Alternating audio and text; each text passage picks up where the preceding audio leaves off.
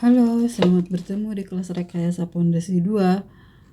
Kali ini pada pertemuan 12 kita akan membahas tentang negative skin friction pada pondasi tiang. Oke, negative skin friction atau friksi kulit arah negatif. Jadi merupakan gaya yang mengarah ke bawah di sekeliling tiang. Jadi gaya gesek kulit tiang negatif ini arahnya kalau yang biasa yang sebelumnya kita sudah bahas itu arahnya itu pasti berlawanan dengan arah gaya beban yang terjadi pada pondasi. Nah, kalau yang ini arahnya searah dengan gaya aksial yang terjadi pada di atas struktur pondasi. Nah, ini kejadian negative skin friction ini terjadi apabila kondisinya pertama, jika tanah timbunan lempung berada di atas tanah berbutir.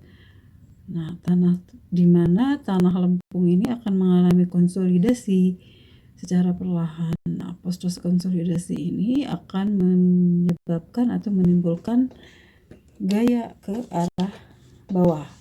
Jadi artinya dia menambah beban ke pondasinya sendiri, artinya pondasinya tertarik ke bawah. Nah, yang kedua adalah kondisi di mana timbunan tanah berbutir di atas lapisan tanah lempung lunak, sehingga akan terjadi konsolidasi pada lapisan lempung. Nah, konsolidasi ini bisa menimbulkan pergerakan ke bawah tiang. Kemudian, jika ada muka air tanah, ini juga akan menyebabkan meningkatnya tekanan tanah efektif pada tanah. Nah, dengan meningkatnya tekanan efektif pada tanah, sehingga akan terjadi penurunan pondasi juga pada tanah lempung. Jika pile ditempatkan di atas lapisan lempung, maka ini akan menyebabkan pergerakan tiang ke bawah.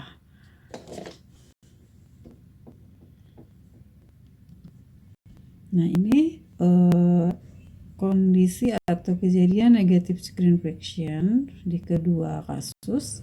Pertama adalah lapisan lempung berada di lapisan tanah berbutir atau pasir.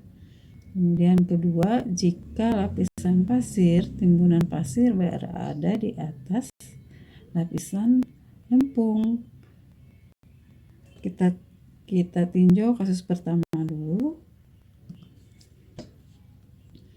Jika kondisi lapisan lempung di atas lapisan pasir, maka gaya dorong ke bawah ini bisa menyebabkan keruntuhan pada pondasi. Jadi untuk kondisi lapisan tanah lempung di atas lapisan tanah berbutir, tekanan gesek kulit bisa dinyatakan dengan satuan friksinya adalah K-aksen sigma 0 aksen tangan delta aksen, karena K-aksen adalah koefisien tekanan tanah K0 sama dengan 1 min sin V-aksen. V-aksen di sini adalah sudut gesek tanah. Kemudian sigma 0 aksen adalah tegangan efektif vertikal tanah pada kedalaman sampai sama dengan gamma F aksen kali Z. Di kedalaman Z itu berarti sama dengan gamma F aksen kali Z. Kemudian gamma F aksen di sini adalah berat isi tanah atau berat isi urugan timbunan efektif. Kemudian delta aksen adalah sudut gesek antara tanah dan tiang sebesar, biasanya diambil setengah sampai 0,7 V aksen atau sudut gesek tanah. Nah, gaya totalnya merupakan luasan tegangan tanah yang terjadi di sekitar tiang. Kita ambil sebagai integral dari 0 sampai HF. HF di sini adalah ketinggian timbunan yang dimana timbunannya adalah lapisan tanah lempung. Kemudian perimeter kali K aksen kali gamma F aksen tan delta aksen kali Z dz. Sehingga kalau diintegralkan kita peroleh PK aksen gamma F aksen HF kuadrat tan delta aksen per 2. HF adalah tinggi timbunan. Jika timbunan berada di atas muka air tanah, maka berat isi tanah gamma F aksen bisa diganti dengan berat isi basah. Oke, kalau kasus kedua tadi, jika di atasnya adalah lapisan tanah granulat berada di atas lapisan tanah lempung. Kita lihat ya kasus B. Untuk kasus B ini kita lihat di sini ada panjang pondasi L, kemudian di sini ada perkiraan kedalaman netral plan yang terjadi di lapisan lempung. Oke, kita lihat ya. Nah, pada kasus ini tegangan kulit negatif dapat terjadi dari kedalaman Z sama dengan 0 sampai Z sama dengan L1. Nah, negatif skin friction di lapisan lempung ini L1 ini disebut kedalaman netral. Nah, ini menurut Bos tahun 1982. Jadi L1 dihitung dengan rumusan L dikurangi HF per L1 dikali L kurangi HF per 2 plus gamma F aksen HF per gamma aksen dikurangi 2 gamma F aksen HF per gamma aksen, di mana gamma F aksen adalah berat isi efektif timbunan, gamma aksen adalah berat isi lapisan tanah di bawahnya. Untuk pondasi kapasitas ujung end bearing pile L1 dapat diasumsikan sama dengan L dikurangi HF. Nah, untuk file di luar kapasitas ujung atau bukan end bearing pile, selain itu L1 dihitung dengan rumus di atas. Oke. Untuk tiang, nah ini tadi ya, tegangan gesek negatif pada kedalaman Z sama dengan 0 sampai Z sama dengan L1, maka satuan friksinya kita hitung K aksen sigma 0 aksen tan delta aksen, dimana K aksen kita hitung sama dengan K0 sama dengan 1 min sin V aksen. Nah, karena ini lapisan lempung yang berada di bawah timbunan lapisan di atasnya, maka tegangan efektif tanah yang terjadi adalah gamma aksen timbunan kali tinggi timbunan plus gamma aksen lapisan lempung dikali kedalamannya. Nah, delta aksen adalah tadi diambil 0,5 sampai 0,7 V aksen. Sehingga gaya total negatif skin friction atau gaya arah down drag force, ini disebutnya down drag force juga, itu bisa dihitung menggunakan integral luasan satuan friksi kali perimeter kali dz. Jadi tadi satuan friksinya Fn kita masukkan dengan rumus K aksen gamma F aksen HF plus gamma aksen Z tangan delta aksen dz, diperoleh hasil integralnya PK aksen gamma aksen HF tangan delta aksen kali L1 plus L1 kuadrat PK aksen gamma aksen tangan delta aksen per 2. Nah, ini adalah contoh perhitungan negatif skin friction atau tegangan kulit negatif, tegangan gesek kulit negatif. Kasusnya di Oslo, Norwegia, dari buku Jerun 1969. Di sini kasusnya adalah timbunan berada di atas lapisan clay. Nah, besarnya timbunan ini ada muka air tanah pada lapisan timbunan ini. Jadi muka air tanahnya sekitar 2 meter di bawah permukaan tanah. Bisa dilihat di gambar A. Kemudian tebalnya total tebal lapisan timbunannya HF itu sama dengan 13 meter. Kemudian besarnya berat isi basahnya adalah 16 kN per meter kubik. Kemudian untuk satu unit weight atau berat isi jenuh ini adalah 18,5 kN per meter kubik, sehingga berat isi efektifnya adalah 18,5 dikurangi 9,81, jadi 8,69. Nah, ini yang bagian B adalah hasil tekanan axial force di pile. Jadi dia melakukan uji tekanan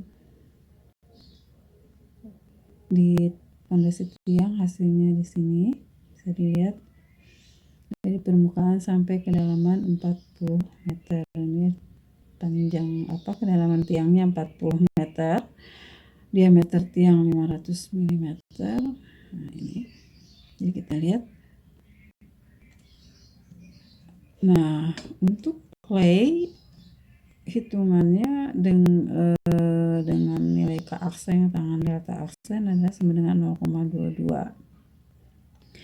di mana gamma aksennya diambil 19 dikurangi 9,81 dapat 9,19 kN per meter kubik.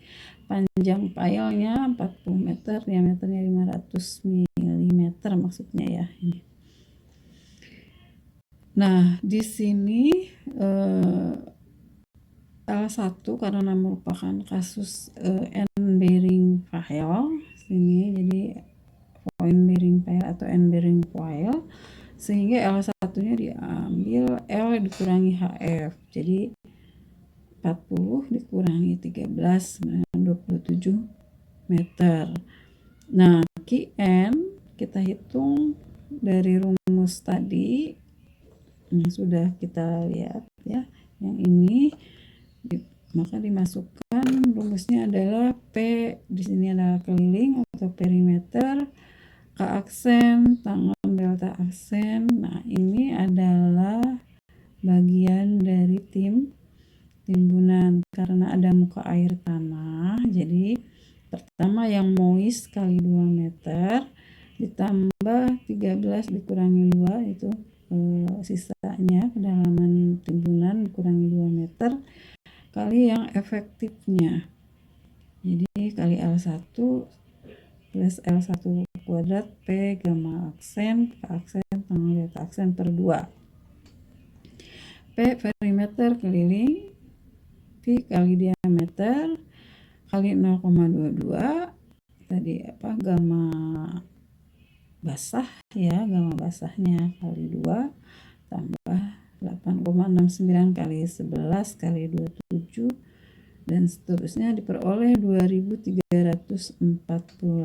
kN. Ini gaya arah ke bawah atau down drag force yang terjadi pada lapisan lempung di bawah lapisan timbunan lapisan granular. Nah, jika kita lihat di gambar B-nya, ini. Nah, tadi yang 2300 itu tidak jauh berbeda dengan hasil axial force di filenya sebesar 2500 kilonewton. Oke.